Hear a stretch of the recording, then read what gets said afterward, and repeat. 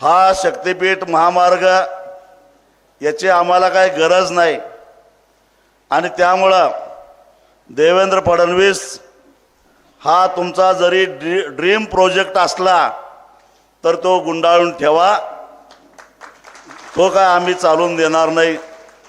गेली 2 वर्षे आम्ही तुम्हाला चालून दिलेलं नाही आणि पुढे सुद्धा चालून देणार नाही। ही काळ्या दगडावरची रेग आहे।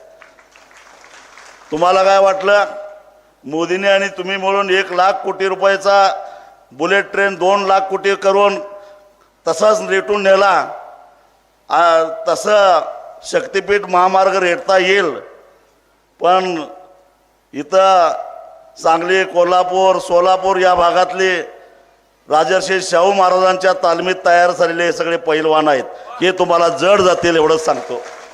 या शक्तिपीठ महामार्गाच्या माध्यमातून या 13 जिल्ह्यातल्या जवळपास 25,000 एकर शेतकऱ्यांना एकर जमीन शेतकऱ्यांची बर्बाद करून किमान 55,000 कोटी रुपये काढल्याशिवाय आपली राक्षसी महत्वाकांक्षा पूर्ण होणार नाही आणि म्हणून हे सगळे धंदे तुम्ही करताय।